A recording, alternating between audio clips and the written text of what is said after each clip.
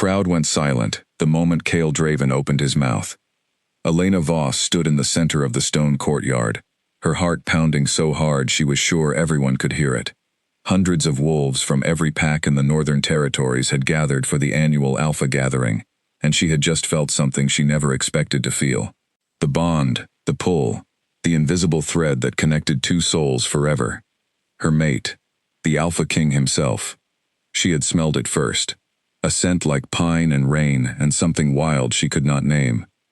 Then their eyes had locked across the courtyard, and her wolf had risen inside her, screaming one word, over and over. Mine, mine, mine. She had taken one step forward, her lips parting to speak the words that would bind them in front of everyone. But before she could say a single syllable, Cale's voice cut through the air like a blade. I reject this bond. The words landed like a physical blow. Elena froze. Around her, the crowd gasped, and a low murmur rippled through the gathered packs. She could feel every eye turning toward her, could feel the heat rising in her face, could feel her wolf collapse inside her chest, as if something vital had been torn away. You must be mistaken, she whispered, though she knew she was not. The bond did not make mistakes. It never had, not once in the history of their kind. Cale did not look at her again. His jaw was tight, his golden eyes fixed on some point past her shoulder, as if looking at her directly might undo whatever resolve he was clinging to. He was tall, broad-shouldered, dressed in the black and silver of the ruling house, and every inch of him radiated the kind of authority that came from being born to command. But underneath that authority, if Elena had looked closely enough, she might have seen something else, a flicker of pain, a war being fought behind his eyes. She did not look closely enough. She was too busy trying not to fall apart in front of the entire Northern Territories.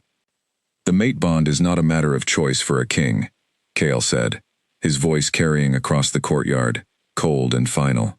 I have responsibilities greater than any bond. This connection is weak. It will fade. I suggest you return to your pack and forget this ever happened. Weak. He called it weak. Elena's chest burned with humiliation. She had heard stories of rejection before, whispered warnings passed between young wolves who had not yet found their mates. Rejection was rare, and it was cruel, and it left scars that never fully healed. She had never imagined it would happen to her, and certainly never imagined it would happen in front of hundreds of witnesses, delivered by the most powerful wolf in the land. Her alpha, Garrick Ashford, stepped forward from the crowd, his hand landing firmly on her shoulder. Elena, he said quietly, we should go. She nodded, unable to trust her own voice. As Garrick guided her away from the courtyard, she caught one last glimpse of Cale. For half a second, their eyes met again, and something passed between them that she could not explain. It was not indifference. It was not disgust. It looked almost like grief. But she told herself she had imagined it. She had to have imagined it.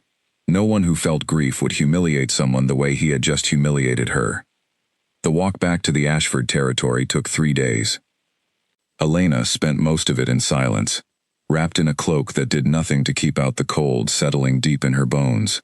Her wolf whimpered constantly, a low ache that never fully stopped, the phantom pain of a bond that had been formed and then violently severed in the same breath. Nora, her closest friend since childhood, walked beside her the entire way, saying little, offering only the comfort of her presence. Nora had golden hair and a temper that matched her red-brown wolf, and she had never been good with words of comfort, but she was excellent at simply being there. He's a coward, Nora finally said, on the second night, as they sat by a small fire. A king who rejects his mate in front of everyone, just to prove a point. That's not strength. That's cruelty, dressed up as duty. Elena stared into the flames. Maybe he's right, she said quietly. Maybe the bond really is weak. Maybe it would have faded anyway. Don't do that, Nora said sharply. Don't make excuses for him. You felt it. I saw your face when it happened. That was not a weak bond, Elena. That was real, and he threw it away like it was nothing. Elena did not answer. She did not have the strength to argue, and some small, stubborn part of her did not want to admit that Nora was right, because admitting it made the pain sharper, more real, impossible to bury. What Elena could not know, what she would not learn for years, was the truth unfolding many miles away, in Kale's private chambers that same night. Kale stood at the window of his tower, staring out at the dark forest beyond the castle walls, his hands braced against the stone sill hard enough to leave marks. His brother, Felix, stood behind him, arms crossed, watching the king with an expression somewhere between concern and disbelief. "You felt it," Felix said. "It was not a question. I saw your face the moment she walked into the courtyard. You felt the bond exactly like she did." "I felt nothing," Kale said, though his voice shook on the lie. "Kale." Felix's tone hardened. "You are talking to me, not the council, not the Pax. Me. I watched our father die because of what happened to our mother. I watched you become this." He gestured vaguely at Kale's rigid posture, the crown resting on the table beside him. "Because you were terrified of history repeating itself. But this is not the answer. Rejecting your mate does not protect her. It only breaks her." Kale's fists tightened. "Breaking her is better than burying her." The words hung in the air, heavy and final. Felix fell silent, because he understood, at least in part, what his brother meant. 3 years earlier, before Kale had become king, before the crown had settled on his head like a weight he never asked to carry, there had been someone else. A woman Kale had loved with the same fierce, consuming intensity that came with the bond. She had been his intended, though not yet fully mated, and she had died in an attack orchestrated by an enemy pack that had specifically targeted her because of her connection to Kale. It had not been random. It had been a message, a warning about what happened to anyone who stood beside the Alpha King. Kale had sworn, standing over her grave, that he would never allow it to happen again. He would never let anyone he loved become a target. And now, faced with a new mate, a woman whose eyes had held something so bright and so alive that it had nearly undone every wall he had built around his heart, he had made the only choice he believed could keep her safe. He would push her away. He would let her hate him. He would let her believe the bond was worthless, because a mate who hated him and lived was infinitely better than a mate who loved him and died. "She will never forgive you if she learns the truth," Felix said quietly. "She does not need to forgive me," Kale answered. "She only needs to live." He turned from the window, and for a brief moment, something raw and unguarded crossed his face, an expression of such deep sorrow that Felix almost stepped forward to comfort him. But the moment passed, and the mask returned, the same cold, composed mask that Kale had worn in front of the entire gathering. "I will assign guards," Kale said, already moving toward his desk, already pulling out maps of the territories, already thinking 3 steps ahead in the way that kings were forced to think. "Quiet ones, ones she will never suspect. I want her protected without ever knowing she is being protected." Felix studied his brother for a long moment. "And when she finds someone else? When she moves on, the way you told her to?" Something flickered across Kale's face, gone as quickly as it appeared. "Then she moves on," he said, though the words tasted like ash in his mouth. "And she is safe. That is all that matters." Felix did not believe him, not entirely. He had known his brother his whole life, had watched him laugh and grieve and rule, with a steadiness that inspired absolute loyalty from every wolf in the kingdom. He had never seen Kale look the way he looked now, hollowed out and determined all at once, a man choosing suffering, because he believed it was the only gift he had left to give. Miles away, in a small cabin at the edge of the Ashford territory, Elena lay awake staring at the ceiling, her wolf curled into a tight, aching ball, somewhere deep inside her chest. She did not know about the guards, who would soon be assigned to watch her from the shadows. She did not know about the enemy pack that had already begun asking quiet questions about the woman the Alpha King had so publicly rejected. She did not know that her rejection had not been about her at all. All she knew was the pain, sharp and constant, and the humiliation that clung to her like a second skin. All she knew was that the most powerful wolf in the Northern Territories had looked at her, had felt the same pull she felt, and had chosen to call it weak in front of everyone she had ever known. She promised herself, lying there in the dark, that she would never let herself be that vulnerable again. She would build herself into someone strong enough that no one, not even an Alpha King, could ever make her feel that small again. She had no idea how long that promise would be tested, or how many years would pass before she learned that everything she believed about that night had been a lie. 3 years passed, and Elena Voss became a different person entirely. She left the Ashford territory 6 months after the rejection, unable to bear the pitying looks from wolves who had witnessed her humiliation, unable to bear the whispers that followed her everywhere she went. She traveled south, to the border territories where packs were smaller and less concerned with the politics of kings, and she built a life from nothing. She learned to fight, not the way pack warriors fought, with brute strength and raw aggression, but the way a person fights who has decided that vulnerability is a luxury she can no longer afford. She trained with a retired warrior named Owen, a gruff, scarred man who asked no questions about her past and demanded nothing but discipline in return. She woke before dawn every day for 2 years, running until her legs burned, sparring until her knuckles split, pushing her body past every limit she thought she had. Her wolf changed too. Where once it had been soft and curious, eager to trust, it grew sharper, more guarded, more watchful. It still ached sometimes, in the quiet hours before sleep, with a phantom pain that never fully disappeared. But Elena had learned to live alongside that ache, rather than let it control her.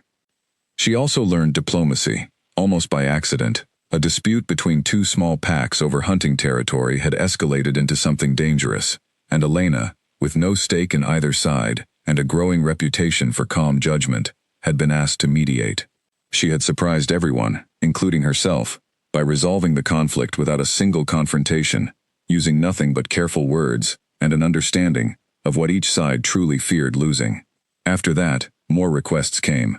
Packs began seeking her out specifically, trusting her because she belonged to no one and answered to no crown. By the time she turned 21, Elena Voss was known throughout the Southern Territories as a woman who could walk into the middle of a conflict and walk out with peace in her hands. She was respected, she was independent. And if anyone asked about her past, about why a talented young woman had left her home pack so suddenly, she simply said it was time for a change, and let the conversation end there.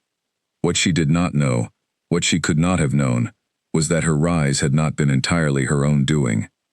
In the shadows of her life, unseen and unacknowledged, Chaol Draven had been watching over her every single day.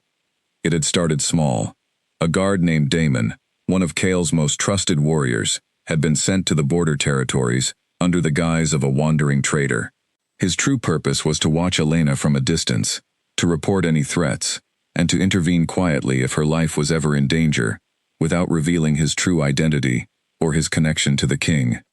Damon had taken the assignment seriously, more seriously than Chaol had expected. He had watched Elena train with Owen, had watched her mediate her first dispute, had watched her grow from a heartbroken young woman into someone formidable. And every month, he sent reports back to the capital, detailed accounts of her progress, her safety, her life. Chaol read every single one of them. He kept them in a locked drawer in his private study, a growing collection of pages that chronicled a life he had chosen to exile himself from.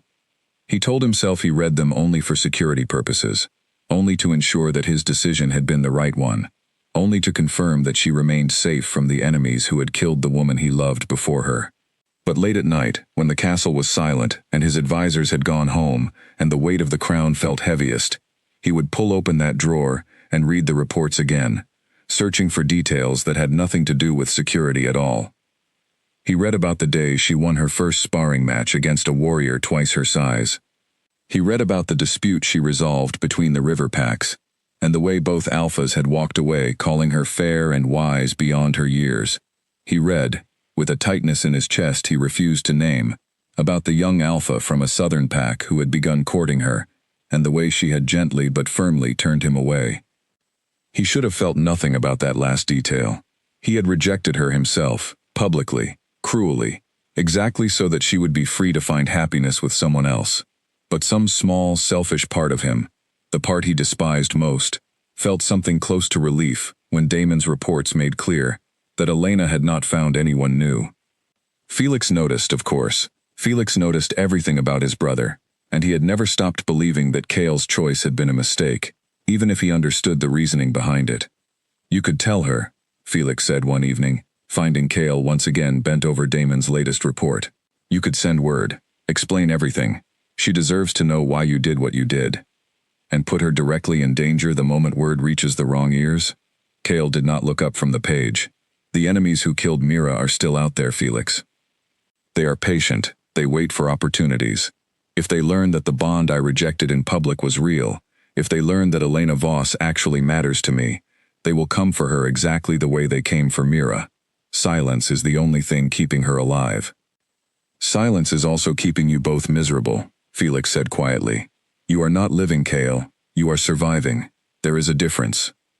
Cale said nothing, because there was nothing to say that would not sound like an admission of everything he refused to admit out loud.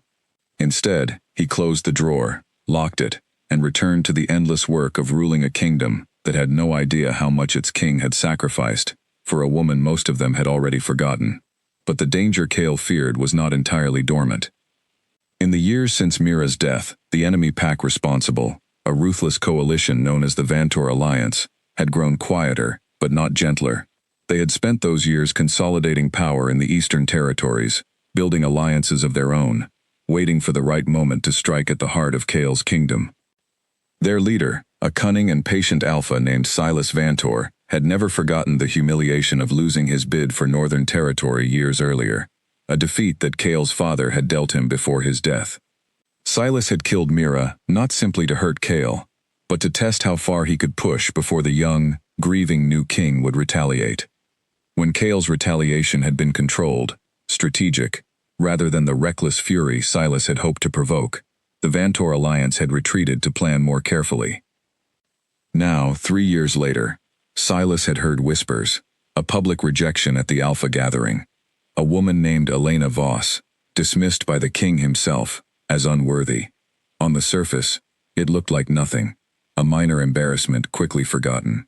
But Silas had learned long ago that kings did not reject true bonds without reason, and reasons, in his experience, were always worth investigating. He sent his own quiet observers south, instructed to watch the border territories, to learn everything they could about the woman the Alpha King had so publicly cast aside. If there was even a small chance that the rejection had been a lie, that the bond remained real beneath the surface, then Elena Voss represented an opportunity Silas had not expected to find. Elena, of course, knew nothing of any of this. She continued her work in the border territories, unaware that she was being watched from 2 directions at once, one protective and one predatory, both hidden so well that she never suspected either. It was Nora who eventually convinced her to attend the regional summit that would change everything. It's just diplomacy, Nora said, visiting Elena for the first time in over a year, her golden hair longer now, her expression carrying the same fierce loyalty it always had. Packs from across the territories will be there, discussing trade routes and border disputes. They specifically requested you as a mediator. This is a huge honor, Elena. You cannot say no to this. Elena hesitated.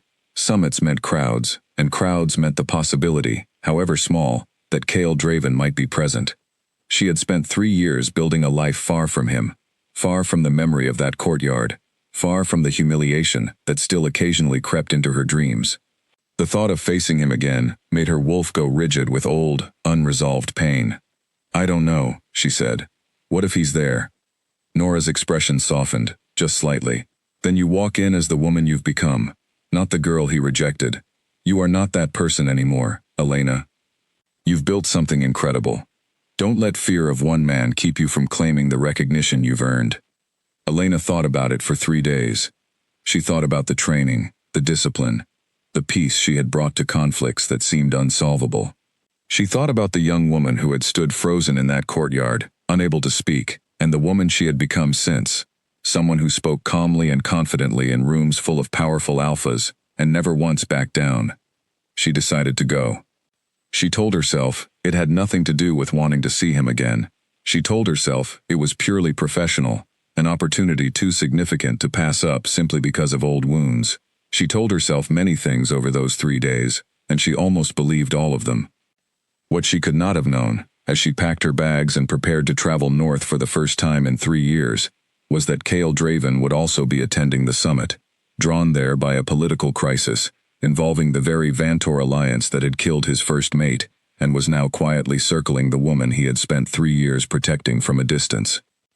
Nor could she have known that Damon, the guard who had watched over her for 3 years without her knowledge, had already sent an urgent message north, warning Cale that unfamiliar wolves had been seen near her territory, asking questions that felt far too specific to be casual curiosity.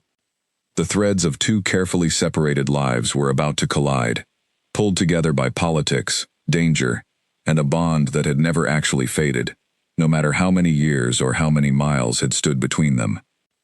Elena stepped onto the northbound road at dawn, her chin lifted, her wolf strangely restless beneath her calm exterior, as if some ancient part of her already sensed what was coming. The summit hall in the capital city was unlike anything Elena had seen in the border territories. Towering stone columns rose toward a ceiling painted with the crests of every major pack in the northern territories, and long tables stretched across the marble floor, already filling with alphas, betas, and diplomats from every corner of the kingdom. Elena arrived early, dressed simply but sharply, her dark hair pulled back, her expression composed. Nora walked beside her, taking in the grandeur of the hall with wide eyes, while Elena focused on breathing steadily and reminding herself, over and over, that she was here as a respected mediator, not as the girl who had once been humiliated in a courtyard 3 days' walk from this very city. She had almost convinced herself she was ready for anything. Then the doors at the far end of the hall opened, and the room fell silent, and Cale Draven walked in. He looked different than she remembered, and yet exactly the same. Taller, somehow, though she knew that was impossible. His shoulders carried more weight now, the weight of 3 additional years of ruling a kingdom through quiet, grinding tension with the Vantor alliance. His golden eyes swept across the room with the practiced authority of a king, and then, for one unguarded second, they landed on her. Elena felt it instantly, the same pull she had felt 3 years ago, undiminished by time or distance or the wall of anger she had spent years building around her heart.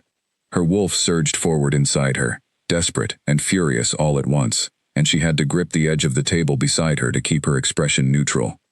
Cale's reaction was harder to read. His jaw tightened. His steps did not falter, but something in his posture shifted, a barely perceptible tension that only someone who had studied him closely might have noticed. He did not look away from her the way he had 3 years ago. Instead, he held her gaze for one long, unbearable moment, before forcing his attention toward the council seated at the head table.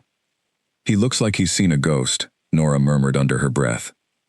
"Good," Elena whispered back, though her heart was pounding so hard she could barely hear her own voice.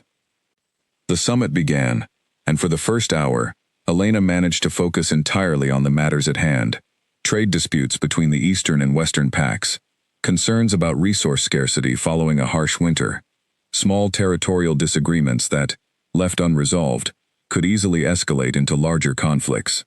She spoke when called upon, offering calm, measured solutions that earned nods of approval from alphas twice her age, and for those moments, she almost forgot Cale was in the room at all. Almost. She could feel him watching her. Not constantly, not obviously, but in brief. Stolen glances that she caught more than once when she looked up unexpectedly. Each time, he looked away quickly, his expression unreadable, and each time, Elena's wolf twisted painfully inside her chest, caught between old anger and a longing she refused to acknowledge. During a break in the proceedings, as alphas mingled and discussed the morning's discussions over refreshments, Felix approached her. She recognized him immediately, though they had never formally met, his resemblance to Cale unmistakable despite his warmer, more open expression. "Elena Voss," he said, extending a hand. "I've heard a great deal about your work in the Southern Territories, the River Pack dispute, the grain shortage negotiations. Impressive work for someone your age." "Thank you," Elena said carefully, unsure why the king's brother would seek her out specifically. "I didn't realize my reputation had traveled this far north." Something flickered across Felix's face, there, and gone so quickly she almost missed it.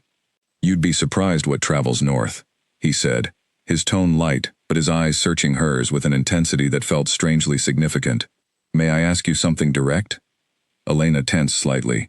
"Of course. Are you happy?" Felix asked. "In the life you've built. Are you happy?" The question caught her completely off guard. It was not the kind of thing diplomats asked each other at formal summits, and something about the way Felix asked it, gently, almost hesitantly, suggested it mattered to him far more than simple curiosity would explain. "I've built a good life," Elena said slowly, choosing her words with care. "I have purpose. I have people who care about me. I would call that happiness. Yes. Felix nodded, though something in his expression suggested her answer had not fully satisfied him. Good, he said quietly. That's good to hear.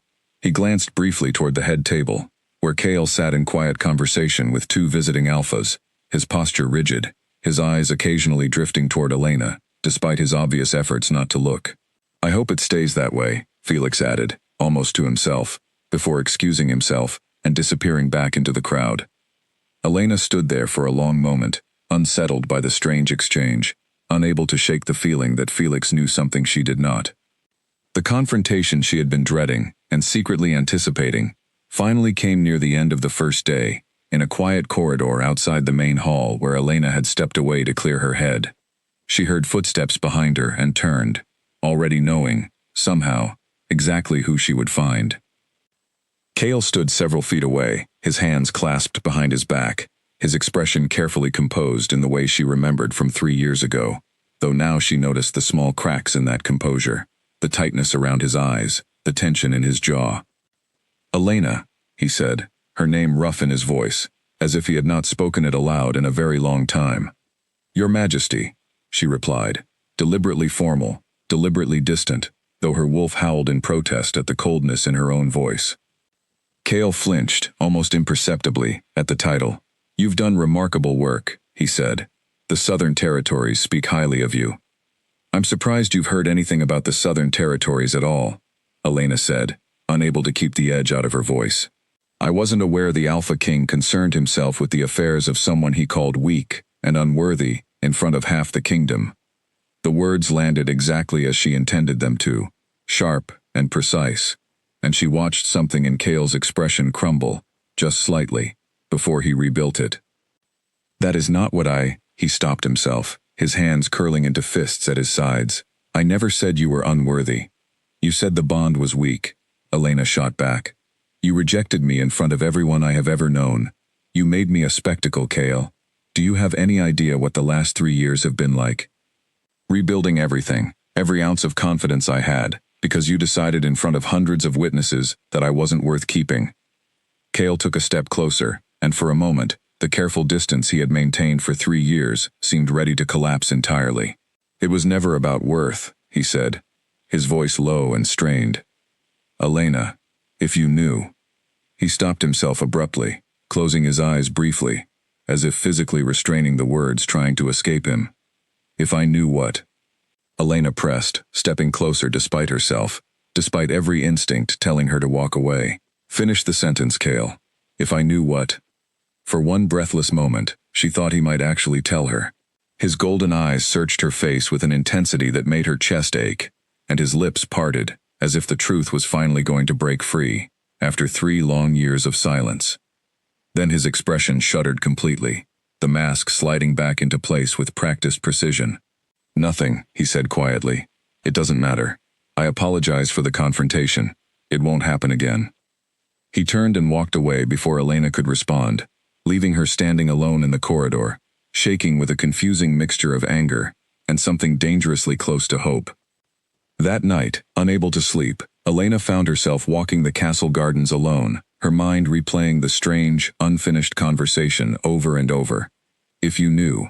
Knew what? What could possibly explain a public rejection so cruel it had reshaped the entire course of her life? She was so lost in thought that she almost did not notice the figure watching her from the shadows near the garden wall. When she finally sensed the presence and turned sharply, wolf instincts flaring, she found herself face to face with a stranger, a man she did not recognize, tall and lean with cold, calculating eyes. Elena Voss, the stranger said, his voice smooth and unfamiliar. I've heard so much about you. Elena's instincts screamed danger immediately, every hour of training with Owen rising to the surface. Who are you? She demanded, positioning herself defensively. The stranger smiled, though the expression never reached his eyes. A concerned observer, he said. Tell me, has the Alpha King ever explained to you why he really rejected the bond? Elena went very still. How do you know about that? Everyone knows about that, the stranger said. It was quite the spectacle. But what most people don't know is the reason behind it. Would you like to know the truth, Elena? Would you like to know why Kale Draven was so desperate to push you away? Before Elena could respond, a low growl echoed from the shadows behind the stranger, and Damon stepped into view, his expression thunderous, positioning himself protectively between Elena and the unfamiliar wolf. You shouldn't be here, Damon said, his voice carrying a warning that made the stranger's smile widen further. Just having a friendly conversation, the stranger said, raising his hands in mock surrender as he began backing away. Think about what I said, Elena Voss. The truth has a way of surfacing eventually, whether the king wants it to or not. He melted back into the shadows and disappeared before Damon could stop him. Elena turned to Damon, her heart racing, adrenaline still coursing through her veins. Who was that, and how did you know to be here? Damon hesitated, clearly caught between years of careful secrecy and the urgency of the moment. That, he said slowly, was someone from the Vantor Alliance, and I need to speak with you about something I probably should have told you years ago. Elena stood frozen in the garden, staring at Damon, her mind racing to catch up with everything happening around her. Something you should have told me years ago, she repeated slowly. What does that mean? Damon glanced around the garden, checking for any sign of the stranger's return, before gesturing for Elena to follow him to a quieter, more private corner near the garden wall. My name is Damon, he said. I've worked as a warrior for the Alpha King for nearly 6 years. 3 years ago, shortly after the Alpha Gathering, I was assigned to a special task. What kind of task? I was sent south, Damon said carefully, to the border territories. To watch over you. Elena's chest tightened. What? Not to spy, Damon added quickly. To protect you. From a distance, without your knowledge. King Draven ordered it personally, and he has read every single report I've sent north for 3 years. Elena felt the ground shift beneath her, her carefully built understanding of the last 3 years cracking apart. Why would he do that? He rejected me. He humiliated me in front of everyone. Why would he spend 3 years having me watched? Damon hesitated, clearly wrestling with loyalty to his king against the growing conviction that Elena deserved the truth. I don't know all the details, he admitted. That's not my place to know. But I know this. The rejection was not about you being unworthy. I've delivered enough reports, watched him read enough of them with an expression no man wears about someone he considers unworthy, to know that much is a lie. Elena's mind spun, memories rushing back, the strange conversation with Felix earlier that day, the unfinished sentence Kale had left hanging in the corridor. If you knew. Pieces were beginning to connect into a shape she did not yet fully understand, but a shape that made her stomach twist with a mixture of hope and fury. I need to speak with him, she said finally, her voice hardening with resolve. Tonight. Damon looked uncertain. Elena, there are things at play here bigger than just the two of you. That man in the garden tonight, the one who approached you, he's connected to the Vantor Alliance. They're a coalition responsible for serious violence against this kingdom in the past. If they're taking an interest in you specifically, that's not a small thing. Then explain it to me, Elena said. All of it. Because I am done being kept in the dark about my own life. Damon studied her for a long moment before finally nodding. Come with me. He led her through a side entrance of the castle, past guards who nodded at him with familiar recognition, up a narrow staircase to a private wing Elena had never seen. Outside a heavy wooden door, Damon paused. He's not going to be happy I brought you here, Damon admitted. But I think it's time someone put an end to this silence, whatever the consequences. He knocked twice, and after a long pause, the door opened to reveal Kale, still dressed in his formal attire from the summit, his expression shifting rapidly from surprise to alarm as he took in Elena's presence and the grim set of Damon's jaw. What happened? Kale demanded immediately, his gaze sweeping over Elena as if checking for injury. Someone approached her in the garden, Damon said. Vantor Alliance. He knew her name, knew about the rejection, and he was fishing for information about the real reason behind it.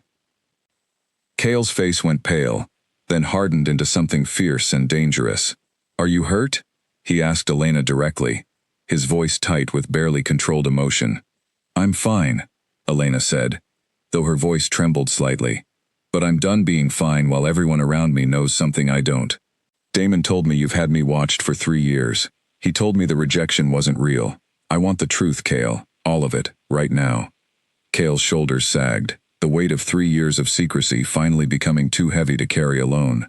He stepped back from the doorway, gesturing for her to enter. Damon, thank you. Please, give us a moment. Damon nodded and retreated down the corridor, leaving Elena alone with Cale for the first time in 3 years. The room was simple for a king's private study, lined with books and maps, a single candle burning on the desk. Cale moved to a locked drawer, retrieving a small brass key from his pocket, and pulled it open to reveal stacks of neatly organized papers. These are Damon's reports, he said, his voice rough. Every single one. From the past 3 years. Your training. Your work as a mediator. Every dispute you resolved. I have read every page more times than I can count. Elena stared at the drawer, overwhelmed by the sheer volume of documentation, the evidence of years of quiet, obsessive attention from a man who had claimed, in front of the entire kingdom, that their bond meant nothing to him. Why, she whispered, why watch me for 3 years, if you rejected me? Why protect me, if I meant nothing to you? Cale's hands gripped the edge of the desk, his knuckles white with tension. Because you meant everything to me, he said, his voice breaking on the words. Because the moment I felt the bond, I knew exactly what it would cost me to keep you close, and I was not willing to pay that price with your life. What are you talking about? Cale was silent for a long moment, staring down at the drawer full of reports, at 3 years of careful, hidden devotion. Then he began to speak, and the words came slowly at first, then faster, as if a dam that had held for years was finally breaking. Before you, he said, there was someone else. Her name was Mira. We were not fully bonded yet, but we were close, and everyone in the kingdom knew what she meant to me. 4 years ago, an enemy coalition called the Vantor Alliance, led by a man named Silas Vantor, orchestrated an attack that killed her. Not randomly, deliberately. They targeted her, specifically because of her connection to me, as a message, as a warning, about what happens to anyone who stands beside the Alpha King. Elena's breath caught in her throat, horror and understanding dawning simultaneously. Cale. I held her while she died, Cale continued, his voice hollow with old grief. I promised myself, standing over her grave, that I would never let it happen again.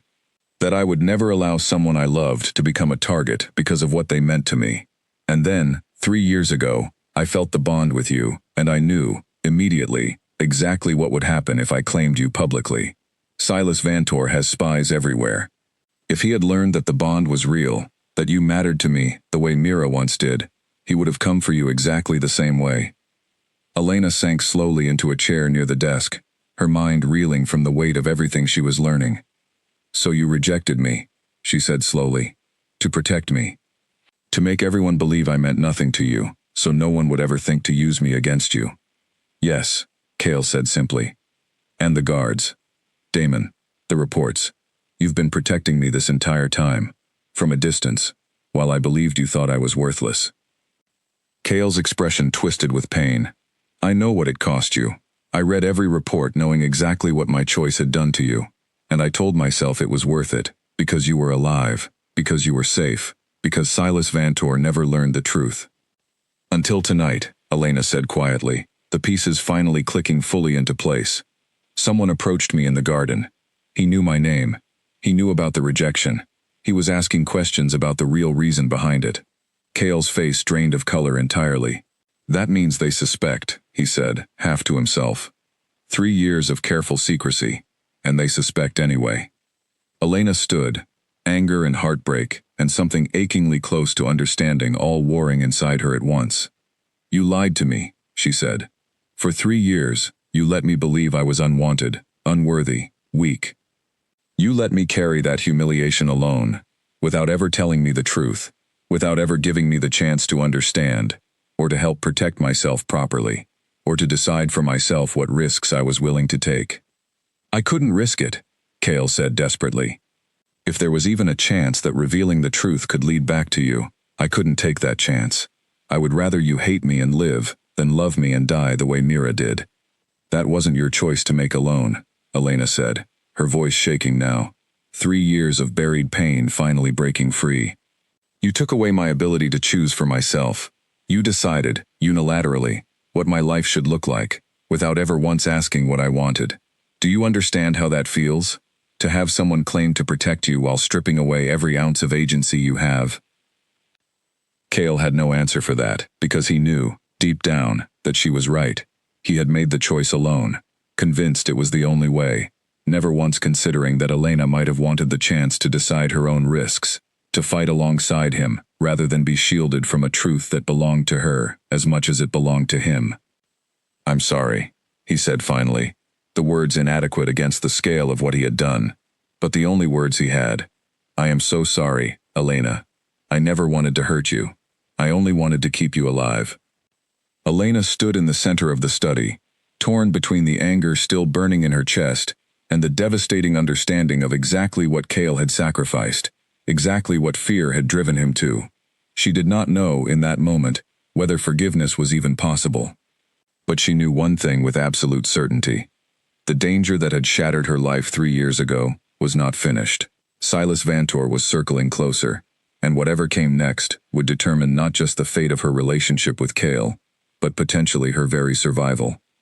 Neither of them slept that night.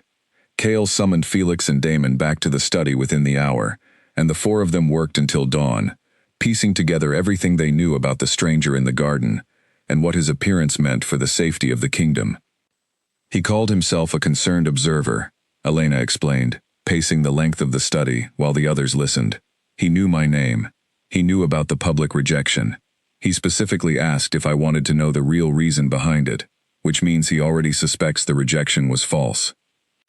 Felix rubbed his temples, exhaustion evident in the lines of his face.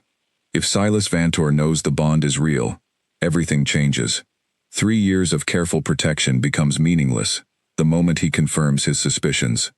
"We need to assume he already has," Damon said grimly. "Men like that don't approach a target unless they're fairly confident." He was testing her reaction, gauging what she knew, and likely reporting back to Silas before the night is over. Cale, who had said very little since Elena's confrontation with him, finally spoke, his voice steady, despite the exhaustion evident in his eyes. "Then we stop reacting and start preparing. If Silas believes Elena matters to me, he will try to use her, exactly the way he used Mira. We cannot let that happen again." "What are you suggesting?" Elena asked, though she suspected she already knew. "I'm suggesting we stop hiding," Cale said. "For 3 years, secrecy was our only weapon, and now that weapon is gone. Silas thrives on manipulation, on using hidden vulnerabilities against his enemies. The moment those vulnerabilities are no longer hidden, much of his advantage disappears." Elena crossed her arms, studying him carefully. "You're talking about acknowledging the bond publicly." "I'm talking about you having a choice," Cale said, meeting her eyes directly. "A real choice, this time, made with full knowledge of everything at stake. If you decide you want nothing to do with me, with this bond, with any of this danger, I will honor that completely, and I will ensure you are protected regardless of what you choose. But if you are willing, acknowledging the bond publicly removes Silas's ability to use secrecy and deception against us. It also means fighting this threat together, rather than me trying to shield you from a distance while you remain unaware of the danger closing in." The room fell silent, everyone waiting for Elena's response. She thought about the last 3 years, the pain of humiliation, the confusion, the anger that had driven her to build herself into someone capable and strong. She thought about Mira, a woman she had never met, who had died because of exactly the kind of exposure Cale was now suggesting they embrace voluntarily. She thought about her own wolf, still aching after 3 years, still recognizing the bond as true despite everything that had happened. "I need time to think," she said finally. "This isn't a decision I'm willing to make in the middle of the night, exhausted and reacting to fear. But I want you to know something, Cale.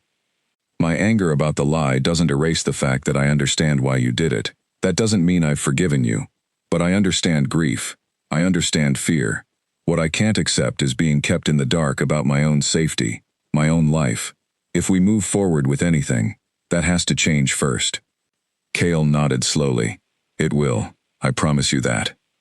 Elena spent the following 2 days in careful, guarded silence, staying within the castle walls under increased protection, while Cale's council debated the growing threat from the Vantor alliance. Nora, upon learning the truth, had reacted with a complicated mixture of fury at Kale and relief at finally understanding what had really happened 3 years earlier. "I still think he's an idiot for handling it the way he did," Nora said, sitting with Elena in a quiet castle garden on the second morning. "But I understand grief makes people do desperate things. The question is whether you can move past it, not whether his reasons made sense." "I don't know if I can," Elena admitted. "Every time I think about forgiving him, I remember standing in that courtyard, completely humiliated, while he stood there and called our bond weak. Even if I understand why now, the wound is still there." "Wounds can heal," Nora said gently. "It doesn't mean forgetting what happened. It just means deciding whether the relationship is worth the effort of healing alongside it." Elena considered this in silence, watching sunlight filter through the garden trees, her wolf restless beneath her calm exterior. The decision, ultimately, was made for her sooner than expected.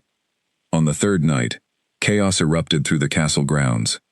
Elena woke to the sound of alarm horns echoing through the corridors, warriors shouting orders, the unmistakable chaos of an attack already in progress. She dressed quickly, adrenaline surging through her veins, years of training with Owen taking over as instinct guided her movements. Damon burst into her room moments later, his expression grim. Vantor Alliance forces breached the outer wall. They're heading for the eastern wing, and intelligence suggests their primary target is you. Elena's blood ran cold, but her training held steady. "Where's Kale?" "Coordinating the defense at the main hall. He asked me to bring you to the safe chamber beneath the castle, but—" "No," Elena interrupted firmly. "I'm not hiding while everyone else fights. I've spent 3 years training for exactly this kind of moment. I'm not going to waste it cowering underground." Damon hesitated, clearly torn between direct orders and his growing respect for Elena's capability. "Kale will have my head." "Then let him take it up with me directly," Elena said, already moving toward the door.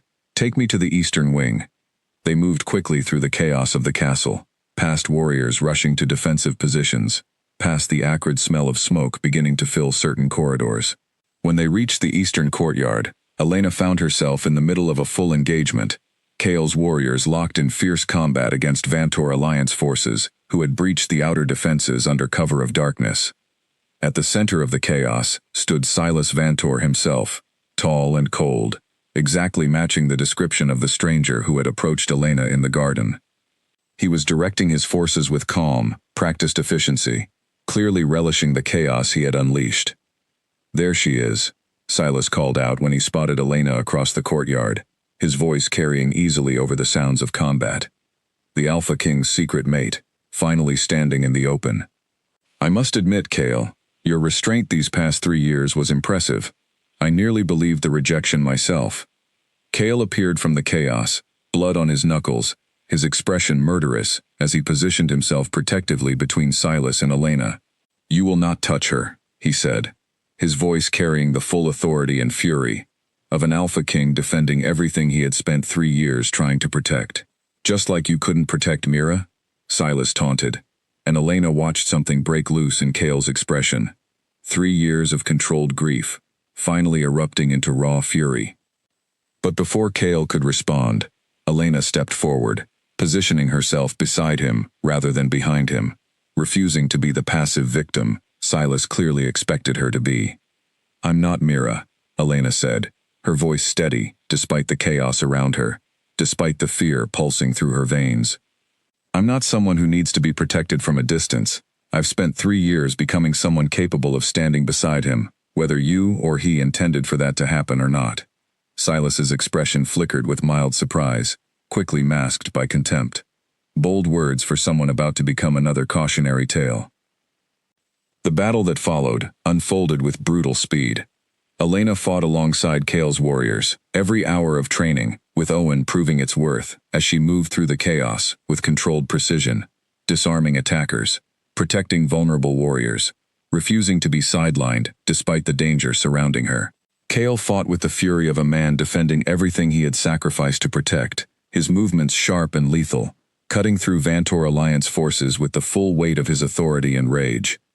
The turning point came when Felix, coordinating reinforcements from the castle's main tower, successfully rallied additional warriors to close off the Vantor Alliance's escape routes, trapping Silas's forces within the castle grounds.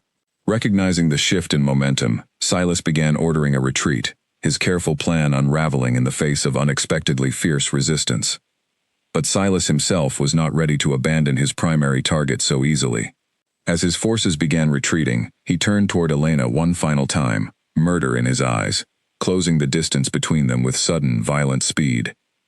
Cale saw the movement half a second before it happened, throwing himself between Silas and Elena with everything he had. The confrontation that followed was brief but intense, Cale's fury and desperation to protect Elena giving him strength beyond even his considerable natural ability, until finally, with the combined efforts of Cale, Elena, and the warriors rallying around them, Silas was forced into a retreat, his forces scattering into the darkness beyond the castle walls. As the chaos finally began to settle, warriors treating wounds and securing the grounds, Elena found herself standing amid the wreckage of the battle, breathing hard, adrenaline still coursing through her veins, staring at Cale, who stood only a few feet away, equally breathless, equally battered, staring back at her, with an expression of raw, unguarded emotion he had kept hidden for 3 long years. "You could have died tonight," Cale said quietly, his voice rough with barely contained emotion. "Fighting alongside me instead of hiding, you could have died." "So could you," Elena said. "That's what it means to fight together, Cale. That's what you took away from me 3 years ago, and what I refuse to let you take away again." For a long moment, neither of them spoke, the weight of everything between them, the pain and the fear and the lingering pull of a bond that had never truly faded, hanging heavy in the smoke-filled air of the castle courtyard.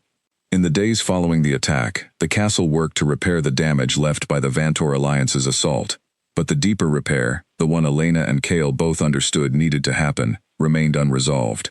Silas Vantor had retreated, wounded and humiliated, but everyone knew he would return. His obsession with weakening Cale's kingdom, combined with the exposure of the true bond between Elena and the king, meant the threat was far from finished. Cale called a private council meeting 3 days after the attack, gathering his most trusted advisors, including Felix and Damon, along with Elena herself, to discuss the path forward. "Silas retreated, but he will regroup," Felix said, spreading a map of the eastern territories across the council table. "Our scouts report increased activity along the Vantor border. He's likely rallying additional forces, possibly seeking new alliances given the losses he suffered here. What matters now," Damon added, "is how we respond. Secrecy failed us. Silas already suspected the truth before he ever set foot near this castle. Continuing to hide the bond serves no purpose anymore." Cale nodded slowly, his gaze shifting to Elena, who sat across the table, her expression thoughtful and unreadable. "I made a promise to you," he said, addressing her directly despite the presence of the council, "that the choice would be yours, made with full knowledge of the risks. I meant that promise, and I intend to honor it regardless of what you decide." Elena had spent 3 days thinking about exactly this moment, turning over every piece of the last 3 years, the pain, the lies, the quiet, obsessive protection that had shaped her life without her knowledge. She had thought about Mira, a woman whose death had driven Cale to make a choice that had cost them both years of happiness. She had thought about her own growth, the woman she had become through hardship, and whether that growth was something she was willing to build a future alongside, or something that had been forged entirely apart from him. "I've made my decision," she said finally, standing from her chair, meeting Cale's eyes directly. "I'm not going to pretend the last 3 years didn't happen, or that the pain simply disappears because I now understand your reasons. Trust isn't rebuilt that easily, and I need you to understand that clearly before I say anything else." Cale nodded, his expression steady despite the vulnerability evident beneath the surface. "I understand. But," Elena continued, "I also understand fear, and grief, and the desperate choices people make when they believe they're protecting someone they love. I don't agree with how you handled it. I think you took away my ability to choose, and that's something I need you to promise will never happen again, regardless of the danger we face." "I promise," Cale said immediately, without hesitation. "Then my decision is this," Elena said, her voice growing steadier with each word. "I choose to acknowledge the bond, not because I've forgotten what happened, not because forgiveness comes easily, but because I refuse to let Silas Vantor's threat dictate how I live my life, the same way I refuse to let your fear dictate it either." If we're going to face this threat, we face it together, as equals, with full honesty between us from this point forward. The relief that washed over Cale's face was almost overwhelming. 3 years of carefully controlled grief and longing, finally breaking free in a single unguarded expression. But he did not move toward her, did not reach for her the way his instincts clearly urged him to. Instead, he simply nodded, understanding that trust would need to be earned again, slowly, deliberately, through actions rather than declarations. "Then we prepare," he said, turning back to the council. "If Silas intends to challenge us openly, we meet that challenge with full strength, full honesty, and full unity." The weeks that followed were filled with careful preparation. Cale's forces strengthened the castle's defenses, forged new alliances with neighboring packs who had grown wary of the Vantor Alliance's increasing aggression, and worked to close the vulnerabilities that had allowed Silas's forces to breach the outer walls in the first place. Elena, rather than retreating to the safety of the border territories, remained at the castle, working alongside Cale's council, her diplomatic skills proving invaluable in securing the cooperation of packs who had previously remained neutral in the growing conflict. Slowly, carefully, something began rebuilding between Elena and Cale, not the naive, untested connection of 3 years ago, but something sturdier, built on honesty rather than fear. Cale made a point of including her in every decision, every strategy discussion, every piece of information relevant to the growing threat, honoring his promise never to keep her in the dark again. Elena, in turn, found herself gradually lowering the walls she had spent 3 years building, not because the pain of the past had disappeared, but because she recognized, in Cale's changed behavior, genuine effort toward the kind of partnership she had demanded.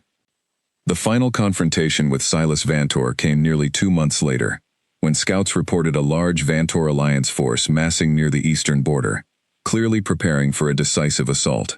Rather than waiting for Silas to choose the timing and location of the battle, Cale's council, with Elena's input, devised a strategy to meet the threat on their own terms, drawing Silas's forces into a location that favored their combined strength and the alliances they had carefully built over the preceding weeks. The battle that followed was fierce, but decisive, reinforced by allied packs who had finally recognized the growing danger Silas represented. Cale's forces met the Vantor Alliance with overwhelming coordinated strength. Elena fought alongside Cale once again, no longer hidden, no longer a secret to be protected from a distance, but a recognized partner, whose skill and courage earned the respect of warriors across every allied pack present. Silas himself, cornered and increasingly desperate as his forces crumbled around him, made one final attempt to strike directly at Elena, believing, even in defeat, that eliminating her would deal Cale a wound he could never recover from. But Elena, trained and prepared and no longer vulnerable the way she had been 3 years earlier, met his attack with calm, controlled precision, holding her ground long enough for Cale to arrive and finish what Silas had started years earlier, with Mira's death. The Vantor Alliance, without its leader, collapsed into disarray, its remaining forces scattering or surrendering to the allied packs. The threat that had shadowed Cale's kingdom for years, the threat that had driven him to sacrifice years of happiness in the name of protection, was finally, decisively ended. The celebration that followed was held in the same courtyard, where, 3 years earlier, Cale had publicly rejected the bond that had shaped both their lives. Standing before the same gathering of packs, though now expanded to include the allies who had helped secure their victory, Cale took Elena's hand in front of everyone, and this time, there was no rejection, no cruel words designed to protect her through deception. 3 years ago, in this very courtyard, I told this woman that our bond was weak, Cale said, his voice carrying clearly across the silent crowd. That was a lie, told out of fear, to protect her from an enemy who would have used our connection against her. It was the wrong choice, made with the right intentions, and it cost us both more than I can ever fully repay. But today, I stand before all of you to correct that lie. Elena Voss is my true mate, in every sense that matters, and she has proven herself, time and again, to be stronger, wiser, and more capable than I ever gave her credit for 3 years ago. Elena stood beside him, her heart pounding, aware of every eye in the courtyard watching the moment unfold, the same moment that had once left her humiliated and broken, now transformed into something entirely different. I am not the same woman who stood in this courtyard 3 years ago, Elena said, her voice steady and strong, carrying easily across the silent crowd. That woman was hurt and confused, and believed she had been found unworthy by the person she was meant to stand beside. But pain built me into someone capable of standing here today, not as a victim of circumstance, but as an equal partner who chooses this bond, with full knowledge of everything it requires. She turned to Cale, meeting his eyes with a clarity and strength that had been forged through 3 years of hardship neither of them had chosen, but both had ultimately survived. I choose you, she said, not because the bond demands it, but because I have seen who you truly are, beneath the fear and the mistakes and the desperate choices made in grief. I choose you because you have proven, through action, rather than words alone, that you are willing to change, to include me, to trust me as an equal, rather than someone to be protected from a distance. The crowd erupted into cheers as Cale pulled Elena into an embrace. The mate bond finally, fully accepted after 3 years of separation and pain, finally allowed to flourish into everything it had always promised to be. Their wolves, long denied the connection they had craved since that first fateful meeting, surged together with a warmth and completeness that neither had fully believed possible after everything they had endured. In the months that followed, Elena took her place beside Cale, not merely as his mate, but as an active partner in ruling the kingdom, her diplomatic skills and hard-won wisdom proving invaluable in securing lasting peace with the Pax who had once aligned with the Vantor Alliance. Together, they built something neither could have built alone, a partnership founded not on naive romance, but on honesty, hard-won trust, and mutual respect, earned through genuine struggle. The scars of those 3 lost years never fully disappeared, but they became, over time, a foundation rather than a wound, a reminder of exactly how much both of them had grown, and exactly what they had chosen to build together despite everything that had once threatened to keep them apart forever. Elena Voss, once humiliated and broken in the very courtyard where she now stood as queen, had become exactly what she promised herself she would become on that painful night 3 years earlier. Someone strong enough that no one, not even an Alpha King, could ever make her feel powerless again. And in choosing Cale, fully and freely, with complete knowledge of the truth, she proved that the greatest strength was not simply surviving pain, but choosing love again despite it. A year after Silas Vantor's defeat, a delegation arrived at the northern castle unannounced, requesting an urgent audience with Queen Elena and King Cale. The visitors came from a remote mountain pack called the Farron clan, a group so isolated they rarely engaged with the wider territories, and their sudden appearance immediately raised concern among the royal council. Their leader, an elderly alpha named Garrick Thorne, no relation to Elena's former pack despite the similar name, requested a private meeting, claiming the matter was too sensitive for open council discussion.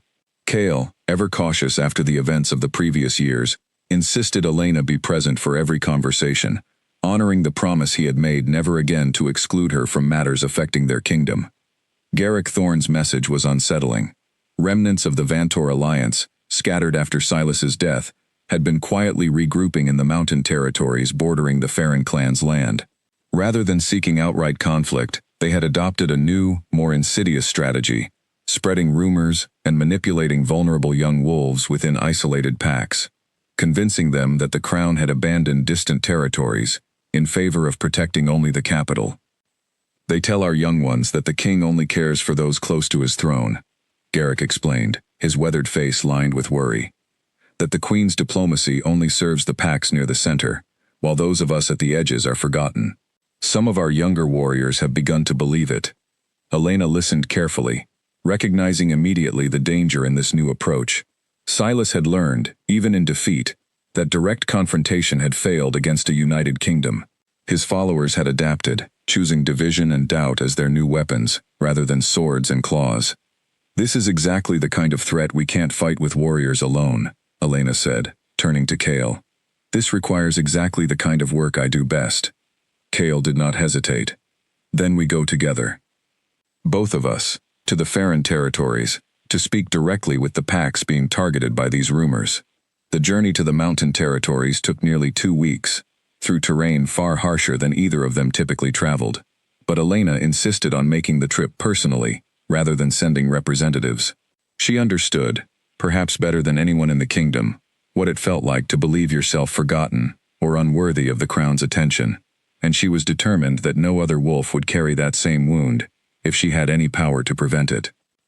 When they arrived at the Farron territory, they found a community wary and divided, some wolves eager to welcome their king and queen, others sullen and distrustful, clearly influenced by months of quiet manipulation.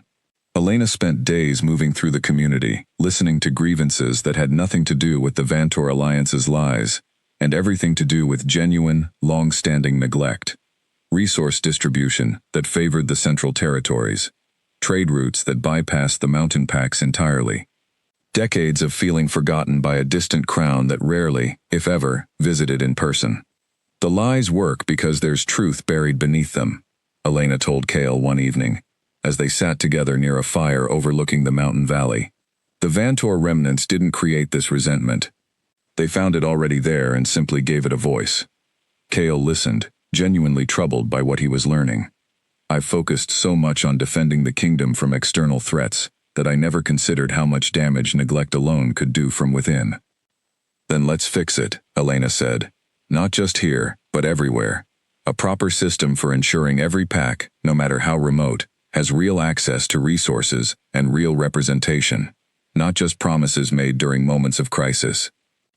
Over the following weeks, Elena and Chaol worked directly with the Farron clan and neighboring mountain packs to establish exactly the kind of system Elena had proposed, a rotating council of representatives from every territory, including the most remote, ensuring that decisions made in the capital reflected the needs of the entire kingdom, rather than only its center. It was slow, painstaking work, filled with difficult negotiations, and wolves who remained skeptical of promises from a crown that had disappointed them before.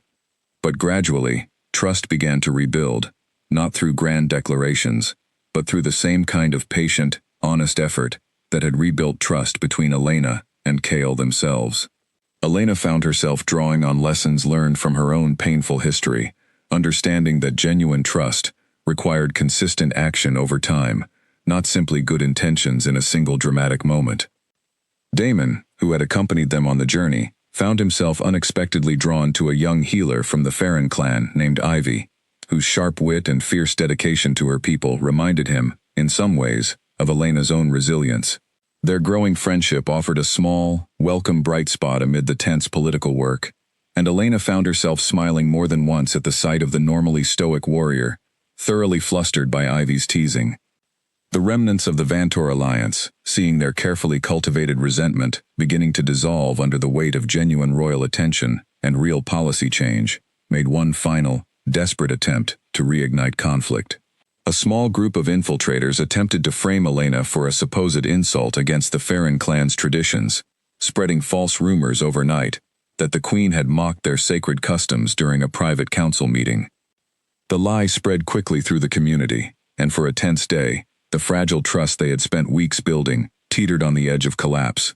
But Elena, rather than retreating or becoming defensive, called for an open gathering, standing before the entire Farron community to address the accusation directly. "I understand why this rumor found fertile ground so quickly," she said, addressing the gathered crowd with the same calm honesty that had defined her diplomatic work for years. "Trust between our territories is new, and fragile, and easily shaken by fear. But I will not defend myself with denials alone. I will defend myself with truth. Ask anyone who was present in that meeting exactly what was said. Ask them to speak freely, without fear of consequence, because that is what genuine trust requires, the freedom to question and verify rather than simply accept." Several wolves who had been present at the meeting in question stepped forward, confirming that no such insult had ever occurred, and slowly, the rumor's grip on the community began to loosen. Garrick Thorne himself apologized for the community's quick willingness to believe the worst, acknowledging that decades of neglect had made his people vulnerable to exactly this kind of manipulation. By the time Elena and Chaol finally returned to the capital, nearly 2 months after their initial departure, the foundation for a stronger, more unified kingdom had been laid, not through military strength or political maneuvering alone, but through the kind of patient, honest diplomacy that Elena had spent years mastering. First in the border territories where she had rebuilt her own broken confidence, and now on behalf of an entire kingdom, learning to trust its rulers again. Felix greeted them warmly upon their return, along with a piece of news that brought genuine joy after months of difficult work. The remaining scattered Vantor Alliance forces, without effective leadership and increasingly unable to exploit divisions that no longer existed, had begun surrendering to allied pacts across the eastern territories, finally bringing a true and lasting end to the conflict that had shaped so much of Cale and Elena's lives. That evening, standing together on the same tower balcony where Cale had once stared out into the darkness, consumed by grief and fear, Elena and Cale watched the sun set over a kingdom finally, genuinely at peace. "I used to stand here alone," Cale said quietly, "convinced that protecting you meant keeping you at a distance, hidden and unaware. I understand now how wrong that was, not just because it caused you pain, but because it denied me the partner who could see solutions I never could have found alone." Elena leaned against him, her wolf finally, fully settled after years of aching absence, the bond between them stronger now than it had ever been, built not on the naive intensity of a single moment 3 years earlier, but on genuine partnership forged through hardship, honesty, and mutual respect. "We make a good team," she said simply, watching the last light fade over the mountains they had spent 2 months working to bring into the fold. "The best," Cale agreed, and for the first time in longer than either of them could remember, the words carried no hidden fear, no desperate secrets, no lies, told in the name of protection, only truth, freely given, between two equals who had chosen each other, fully and completely, with open eyes and open hearts. Their story, once nearly destroyed by fear and deception, had become instead a foundation for something far stronger, a partnership that would guide their kingdom toward a future built on honesty rather than secrecy, on shared strength rather than one-sided protection, and on a love that had survived its greatest test to emerge, finally, whole.